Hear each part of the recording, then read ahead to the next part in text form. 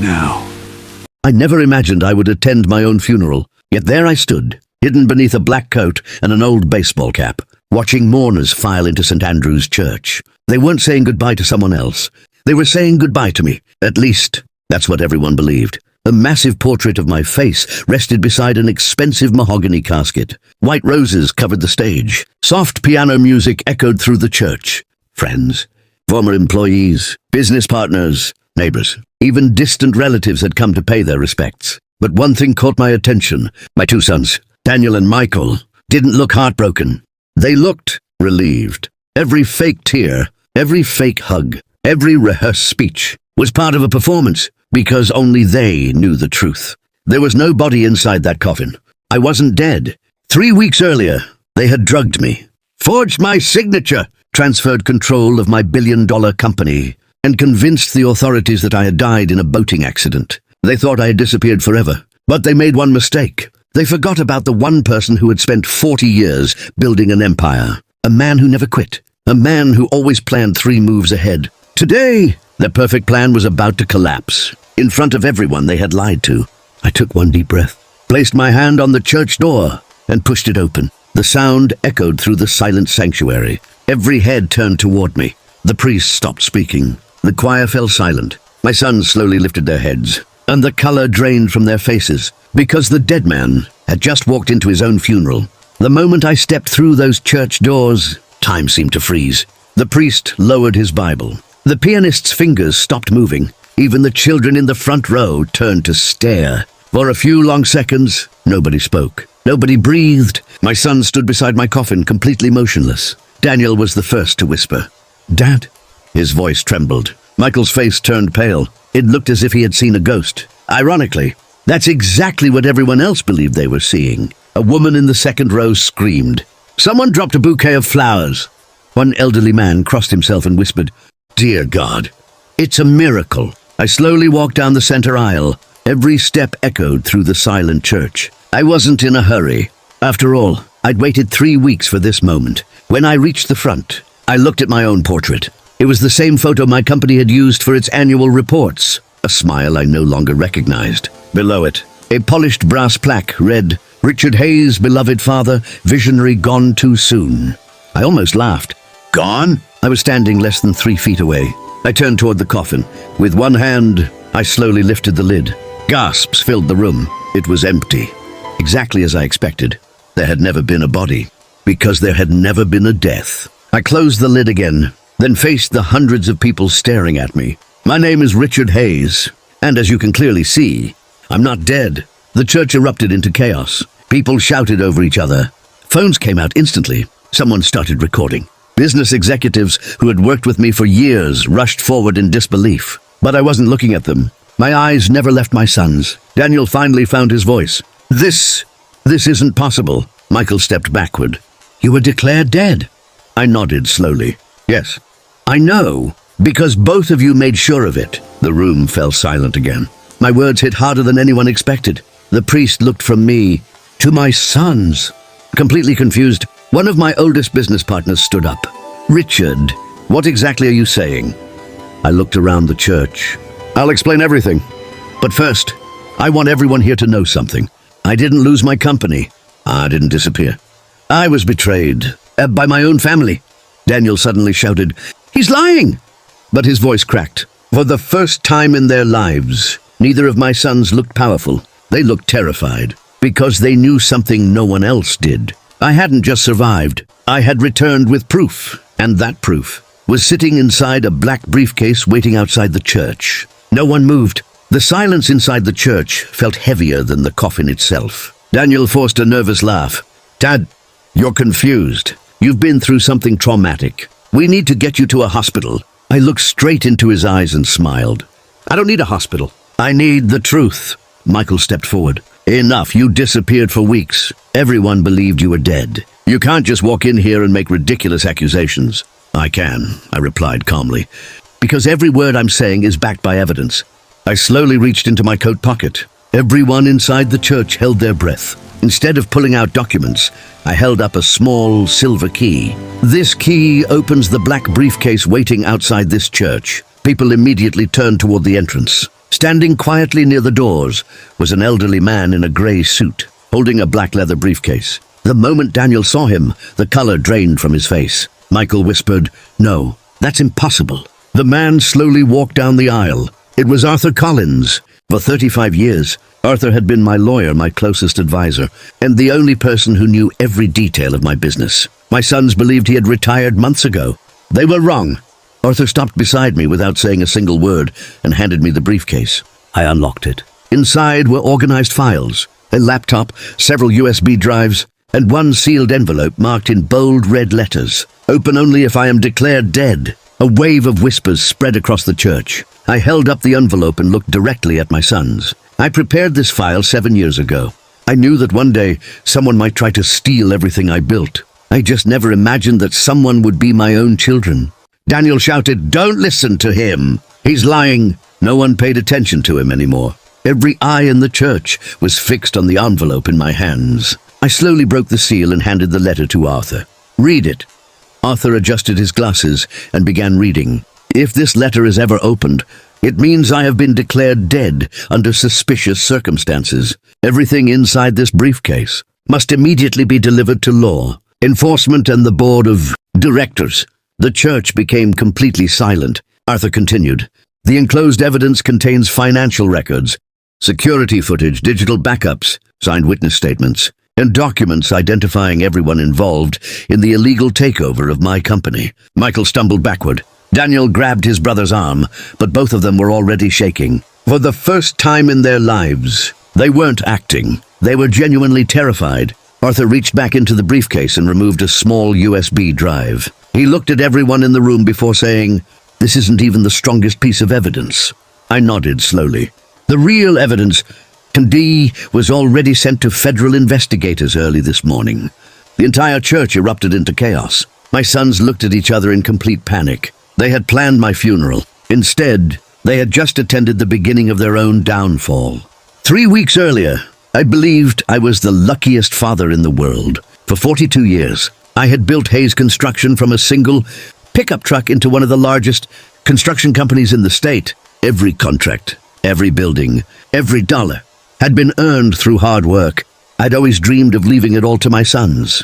Daniel had become the company's chief operating officer. Michael managed our finances. I trusted them completely. Looking back now, that was my biggest mistake. One Friday afternoon, Daniel knocked on my office door.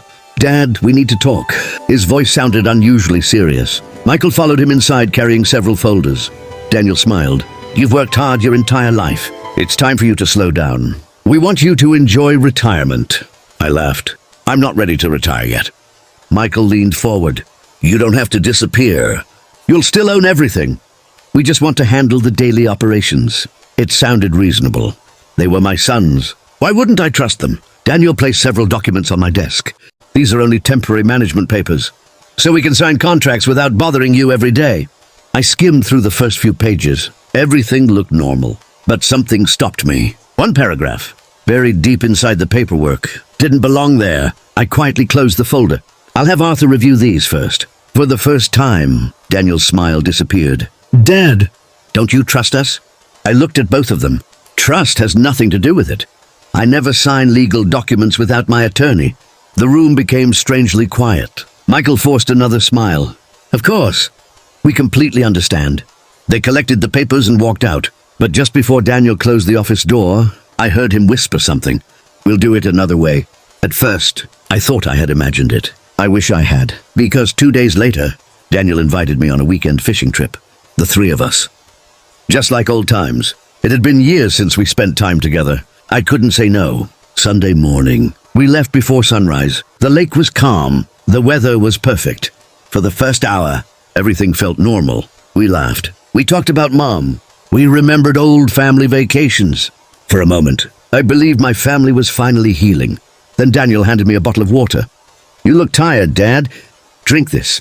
I took several large sips. Within minutes, my vision became blurry. The boat began spinning. My arms felt too heavy to move. I looked at my sons. Neither of them looked surprised. They simply watched me. As I collapsed onto the deck, the last thing I heard before everything went black was Daniel quietly saying, "I'm sorry, Dad, but this is the only way." When I opened my eyes, everything was dark. My head felt as if someone had struck it with a hammer. The air smelled of damp wood and gasoline. For several seconds, I couldn't remember where I was. Then the memories came rushing back. The boat. The water. My sons. I tried to sit up, but every muscle in my body screamed with pain. A voice suddenly came from the corner of the room. "Easy! You're lucky to be alive." I turned my head. An old man sat beside a small fireplace. His grey beard was almost as long as his fishing jacket. "I found you floating near the rocks just before sunrise," he said. "If I'd been 10 minutes later, you wouldn't have made it." "My sons," those were the only words I could manage. The old fisherman lowered his eyes. I figured it had something to do with family. I've seen that look before. He introduced himself as Samuel Carter, a retired Coast Guard captain who had lived alone by the lake for almost 20 years. He told me the official news had already spread across town. According to every television station, Richard Hayes had drowned. My heart stopped. "What?" Samuel picked up a newspaper from the table. The headline covered almost the entire front page. "Local business icon presumed dead after boating accident." Beneath it was my photograph. There was even a statement from my sons. "Our beloved father died doing what he loved most." I couldn't believe what I was reading. They hadn't searched for me. They hadn't called for help. Instead, they announced my death. Samuel looked at me carefully. "Whoever did this, they wanted the world to stop looking for you."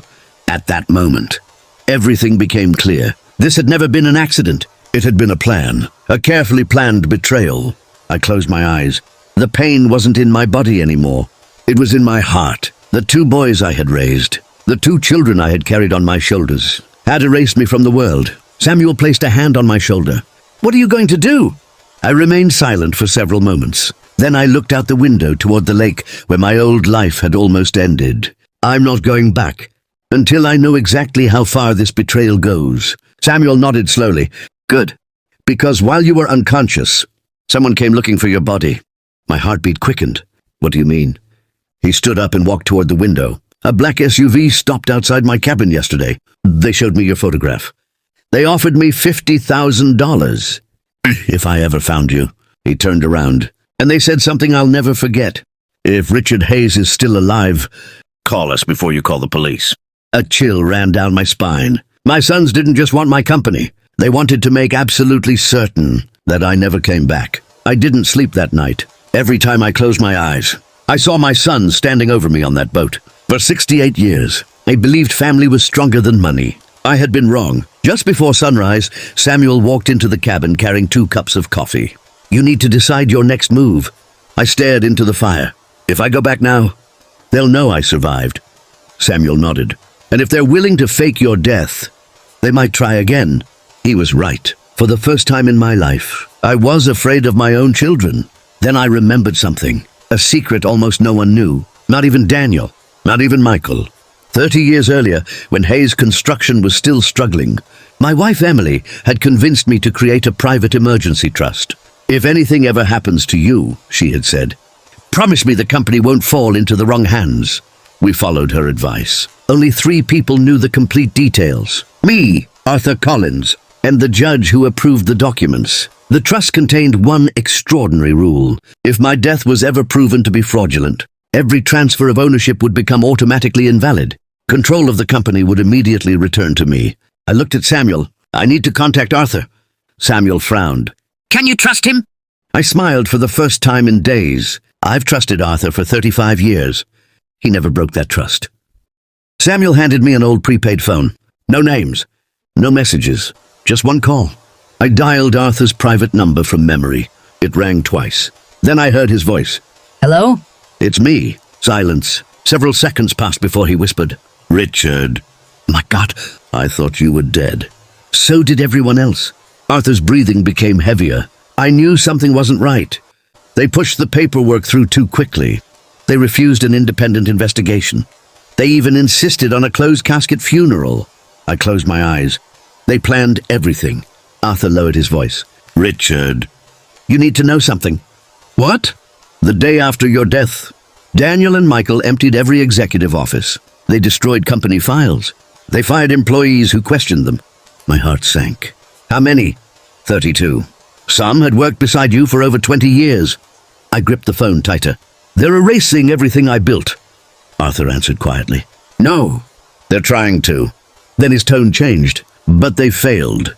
What do you mean? Arthur smiled. Because I activated the emergency trust. My heart skipped a beat. You did what? The moment I noticed the forged signatures, I followed Emily's instructions. They think they own Hayes Construction. But legally, they don't own a single share. For the first time since the betrayal, hope returned. Daniel and Michael believed they had stolen $100 million empire. They had no idea. Everything they controlled was already slipping through their fingers. Then Arthur said something that changed everything. Richard, there's one more problem. What is it? I think someone inside the company is secretly helping your sons. The room fell silent. This wasn't just a betrayal by my children anymore. Someone I had trusted for years was still working against me. I stared at the phone, unable to speak. Someone inside my company, someone I had trusted for years, had been helping my own sons. Who is it? I finally asked. Arthur sighed. I don't know yet.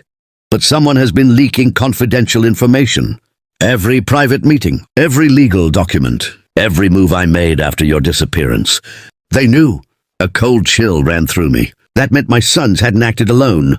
They had an insider, Arthur continued. Richard, I've been pretending to cooperate with them. They believe I've accepted the new management. But I've been watching, waiting. For you, I smiled. You always were a terrible liar. Arthur laughed quietly. And your sons are terrible businessmen. What happened? They're destroying everything. They've fired experienced managers and cancelled profitable contracts. And they're spending company money like it's their own. How bad is it? Arthur paused. If this continues for another month, the company will collapse. I closed my eyes. 42 years of work, destroyed in less than 3 weeks. Not because of competitors, not because of the economy, because of greed. Arthur lowered his voice. I have a plan. I'm listening. Tomorrow night, the board of directors is holding an emergency meeting. Daniel and Michael think they're going to be officially confirmed as permanent owners. They've invited investors, bank executives, and the media. I frowned. Why would they do that? Because they want everyone to believe they're the new faces of Hayes Construction. I stood and looked out across the lake. The sun was setting behind the mountains. For 3 weeks, I had hidden like a ghost. That was about to end. When does the meeting start? 7 o'clock. I'll be there. Arthur hesitated. Richard, if you walk in without proof, they'll call security. I smiled. I'm not walking in empty-handed. Samuel stepped into the room. I think you'll need this. He placed a small waterproof pouch on the table. I found it caught in the fishing net the morning I rescued you. I slowly opened it. Inside was my watch, my wallet, and my phone. The screen was cracked, but it still turned on. As it booted up, a notification appeared. Boat security camera backup successfully saved. My heart nearly stopped. I remembered. 2 months before the trip, I'd installed a hidden security camera on the boat after expensive equipment had gone missing. The camera automatically uploaded recordings whenever it detected unusual activity. With trembling hands, I opened the video. The screen showed Daniel handing me the bottle of water. Minutes later, it showed me collapsing. Then, the camera recorded words I would never forget. Daniel looked at Michael and whispered, "He's unconscious." Michael asked, "Are you sure he'll never remember?" Daniel looked at my motionless body and answered, "He won't, because by tomorrow, everyone will believe he's dead." I stared at the screen. There it was. Not suspicion, not a theory, a confession. Crystal clear? I looked at Samuel, then at Arthur, who was still on the phone. "It's over," Arthur answered quietly. "No, it's just beginning. Tomorrow night. My sons wouldn't be celebrating their victory. They'd be watching their entire world fall apart." The next evening, I stood across the street from Hayes Construction headquarters. For 42 years, I had walked through those front doors every morning before sunrise. Tonight, I was walking back in as a dead man. The building looked exactly the same. The giant glass entrance, the company logo, the American flag waving above the roof. Everything was familiar, except the security guards no longer worked for me. Samuel adjusted my tie. "You ready?" I nodded. "I've been ready for 3 weeks." Arthur met us inside an underground parking garage. He carried the same black briefcase. "You only get one chance," he whispered. "The investors are already upstairs. The media just arrived. And your sons are about to announce themselves as the new owners. I smiled. Let's not keep them waiting. The elevator doors opened on the 20th floor. The conference room was filled with nearly 100 people. Board members, investors, bank executives, lawyers, journalists, television cameras. Daniel stood confidently behind the podium. Michael sat beside him wearing an expensive Italian suit. Daniel smiled at the audience. Today marks a new beginning for Hayes Construction. My father always wanted this company to remain in family hands. So today, we proudly continue his legacy. Applause filled the room. I looked around. Every person there believed I was dead. Daniel continued speaking. My brother and I promise complete transparency. We'll take this company to even greater heights. Arthur quietly leaned toward me. Now, the conference room doors slowly opened. At first, no one noticed. Then one woman gasped. A camera operator lowered his equipment. The applause stopped. Daniel looked toward the entrance. The smile disappeared from his face. Michael followed his gaze and nearly fell out of his chair. I stepped inside without saying a single word. Every camera in the room immediately turned toward me. One reporter whispered, "That's Richard Hayes." Another replied, "But he's dead." I calmly walked down the center aisle. Nobody tried to stop me. Daniel's hands were shaking. Dad. His microphone amplified every word. The entire room heard it. I stopped just a few feet from the stage. I apologize for interrupting your celebration, but I believe you're announcing ownership of the wrong company. Complete silence. Daniel forced a nervous smile. This is some kind of misunderstanding. You should leave. I looked at Arthur. He opened the briefcase, removed several legal documents, then handed them directly to the chairman of the board. The chairman quickly flipped through the pages. His expression changed instantly. He looked at Daniel, then at Michael. Finally, he removed his glasses. In a quiet voice, he said, "This meeting is over." Daniel slammed his hands on the table. "What are you talking about?" The chairman looked him straight in the eyes. "According to the emergency trust, you were never the legal owners of Hayes Construction. You never had the authority to appoint yourselves. You never had the authority to transfer company assets. Every document you signed is legally void." The room exploded with shocked voices. Reporters rushed toward the stage. Camera flashes lit up the room. Daniel shouted, "That's impossible." Arthur calmly placed one final document on the table. It became effective. The moment Richard Hayes was falsely declared dead, Michael's face turned white. For the first time, they realized something. They hadn't stolen my empire. They had walked straight into a legal trap that had been waiting for them for 30 years. Just then, the conference room doors opened again. This time, it wasn't reporters. It was 6 FBI agents. The lead agent held up a warrant. "Daniel Hayes, Michael Hayes, you're both under federal investigation." Daniel slowly turned toward me.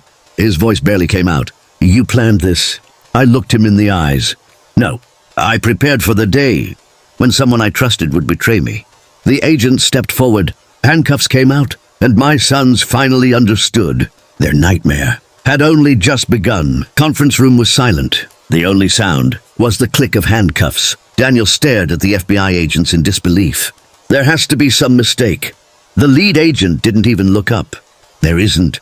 Michael stepped forward. "You can't arrest us based on his accusations." The agent calmly placed a thick folder on the conference table. "We're not. We're arresting you based on your own evidence." Daniel frowned. "What evidence?" Arthur opened the laptop from the black briefcase. A large projector screen lit up behind him. "I think everyone deserves to see the truth." The first video began playing. Security footage from the company headquarters. Danielle entering my office after midnight. Michael following him minutes later. They opened my personal safe, removed confidential files, copied company records, deleted security logs. The room filled with whispers. Daniel shook his head. "That's out of context." Arthur clicked the next video. This time, it was the hidden camera from the boat. Everyone watched in complete silence. Daniel handed me the bottle of water. Minutes later, I collapsed. Michael looked at my unconscious body. "Is he breathing?" Daniel checked my pulse. "Barely." Michael's voice trembled. "What if he survives?" Daniel answered without hesitation. "He won't. By tomorrow morning, the whole country will believe our father drowned." Gasps echoed across the room. One board member stood up immediately. "Oh my God." Another investor slowly removed his glasses. "I can't believe this." Daniel's knees almost gave way. Michael couldn't even look at the screen. But Arthur wasn't finished. He opened another file. This is today's bank report. The projector displayed dozens of transactions, luxury cars, private jets, offshore accounts, millions of dollars transferred from company funds into personal accounts. Every transfer approved by Daniel and Michael. The FBI agent nodded. We've already frozen every account. Michael whispered, No. Arthur calmly placed one final document on the table. This is Richard Hayes' original will. Daniel suddenly looked hopeful. Our father left everything to us. Arthur smiled. You never finished reading it. He opened the final page. If any beneficiary attempts fraud, forgery, or intentionally causes harm to me for financial gain, the beneficiary immediately loses every inheritance right. The room became completely silent. Arthur looked directly at my sons. You inherited nothing. Daniel collapsed into his chair. Michael covered his face with both hands. Everything they had sacrificed their family for was gone. The FBI agent stepped forward. Daniel Hayes. Michael Hayes. You're under arrest for fraud, conspiracy, attempted murder, forgery, and financial crimes. As the agents escorted them toward the exit, Daniel stopped. For the first time since I entered the room, he looked at me, not with anger, not with hatred, but with regret. His voice broke. Dad, I'm sorry. I looked into his eyes for several seconds. Then I quietly answered, No, you're only sorry. B, because you failed. The agents led both of my sons out of the room. Every television camera followed them. Their empire had collapsed in less than 10 minutes. But as everyone watched them leave, I noticed something strange. Arthur wasn't looking at my sons. He was staring at someone standing quietly near the back of the room. His face suddenly turned pale. He leaned close to me and whispered, Richard, we have another problem. I frowned. What now? Arthur swallowed hard. The man who financed your sons is standing right behind you. Arthur's words echoed in my mind. Richard, we have another problem. I turned around. Standing near the back of the conference room wasn't another criminal mastermind. It was Judge Eleanor Brooks, the retired federal judge who had helped establish my emergency trust 30 years earlier. She walked toward me with a calm expression. I've been waiting for this day for a long time. I frowned. What do you mean? She smiled gently. When you created the trust, you told me one thing. If greed ever destroys my family, promise me the truth will survive. I made that promise. She handed Arthur a sealed envelope. Everything you need for the trial is inside. I opened it carefully. Inside were certified copies of the original trust documents, my handwritten letters, and every legal record proving the ownership of Hayes. Construction had never left my name. Arthur looked relieved. This ends every argument the defense could possibly make. 3 months later, the courtroom was packed. Reporters filled every seat. Television cameras waited outside. It had become the biggest financial crime case in the state's history. Daniel and Michael entered wearing prison uniforms instead of expensive suits. They looked nothing like the confident businessmen who had stood in the boardroom. The judge entered. Court is now in session. The prosecutor stood first. For months, the defendants planned to steal a company worth over $100 million. They forged legal documents. They transferred company assets. They declared their own father dead, and they left him believing he would never return. Then came the evidence, the boat video, the forged signatures, the bank transfers, the fake death certificate. One piece after another, every lie collapsed. Daniel's attorney stood. Your Honor, my client made terrible mistakes, but he never intended to kill his father. The prosecutor didn't respond. Instead, he played one final recording. It had been recovered from Michael's phone. Daniel's voice filled the courtroom. If Dad survives, we lose everything. We can't let that happen. The courtroom became silent. Michael lowered his head. Daniel closed his eyes. Neither of them denied the recording. Because they couldn't. The evidence was overwhelming. After a short recess, the judge returned. I have reviewed every document, every recording, and every witness statement. She looked directly at my sons. Greed blinded you. You betrayed not only your father, but every employee who trusted your family. She paused, then spoke the words everyone had been waiting to hear. Daniel Hayes, Michael Hayes, I find you guilty on all major charges. Tears rolled down Michael's face. Daniel simply stared at the floor. The judge continued. You will be sentenced according to federal law. As the officers prepared to escort them away, Daniel suddenly turned toward me. Dad, please. Can I say one last thing? The courtroom fell silent. I looked at the judge. She nodded. I slowly walked toward my sons. not knowing that the next few minutes would become the most difficult moment of my entire life. The courtroom became completely silent. Every reporter lowered their pen. Every camera remained fixed on us. For the first time in months, no one cared about the company. No one cared about the money. This was no longer a business case. It was a father facing the two sons he had once taught to ride bicycles. Daniel slowly lifted his head. His eyes were filled with tears. "Dad, I don't expect you to forgive me. I don't even expect you to speak to me again. But there's something you deserve to know." I stood only a few feet away. "I'm listening." Daniel took a deep breath. "It wasn't supposed to happen like this. We wanted control of the company. We thought we'd prove we could run it better." Michael quietly nodded. "But once we started, we couldn't stop. Every lie needed another lie. Every crime needed another crime." Daniel's voice cracked. "The day you collapsed on the boat, I wanted to call for help." Michael looked down. "I stopped him." The courtroom gasped.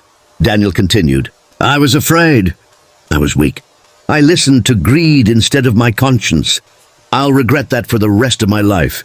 For several long seconds, I didn't speak. I simply looked at the two boys I had raised. Then I remembered something Emily used to tell me. Children aren't born greedy. They become what they choose to become. I took one slow step forward. When your mother was dying, she made me promise something. She said, "No matter what happens, never let hate become stronger than love." Daniel began crying openly. "I'm sorry, Dad. I know those words mean nothing now." I nodded slowly. "You're right. They don't change what you did. They don't erase the pain. They don't bring back the years you stole from this family." The officers waited quietly. No one interrupted. I continued. "I came here for justice, not revenge. You'll serve your sentence. You'll face the consequences of your choices. That's justice." Daniel whispered, "Will you ever forgive us?" I looked at both of them for a long moment. Then I answered with complete honesty, "I don't know. Forgiveness isn't something I can promise today. It's something you have to earn. You won't earn it with words. You'll earn it with the way you live, after you've paid for what you've done." Neither of them spoke again. The officers gently placed a hand on their shoulders as they were led toward the courtroom doors. Both of my sons turned around one final time, for the first time in their lives. They understood something money could never buy. The greatest thing they had lost wasn't the company. It was their father's trust. As the courtroom doors closed behind them, I thought everything was finally over. I was wrong. 6 months later, I received a letter from prison. When I opened it, the first sentence made my hands tremble. "Dad, there's one truth we never told you about Mom's death." 6 months later, I received a letter from the federal prison. The return address made my heart sink. Daniel Hayes.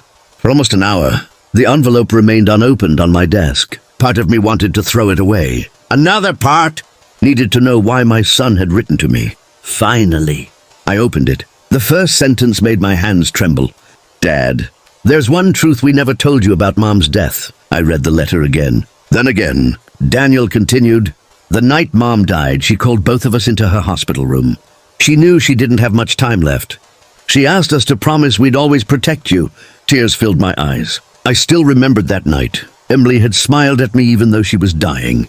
I never knew she had spoken to our sons alone. The letter continued. "After Mom died, we blamed you. We believed you cared more about work than about our family. Instead of talking to you, we let that anger grow into hatred." I slowly closed my eyes. For years, we had all been grieving, just in different ways. Daniel wrote, "That doesn't excuse what we did. Nothing ever could. We betrayed the one man who sacrificed everything for us. If I could trade places with you on that boat, I would." A tear landed on the paper. It was the first time since Emily's funeral that I had cried. Weeks later, I visited the prison. Daniel and Michael entered the visiting room wearing the same gray uniforms. Neither of them spoke. Neither of them looked me in the eyes. I sat down. For several moments, there was only silence.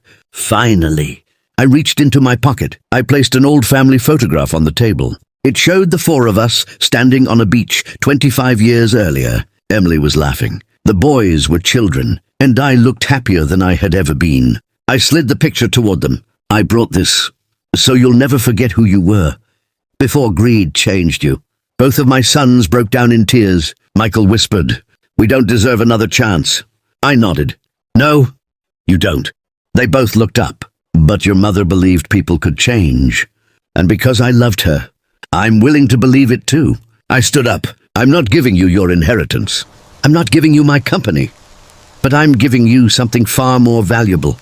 They looked at me in confusion. A chance to become decent men again. Months turned into years. Daniel completed financial ethics programs in prison. Michael earned a counseling certification and began helping other inmates avoid the mistakes he had made.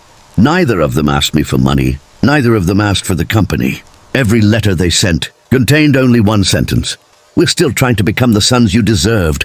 3 years later, both men were released. They didn't return to luxury homes. They didn't return to executive offices. Instead, they started working for a charity that built homes for struggling families.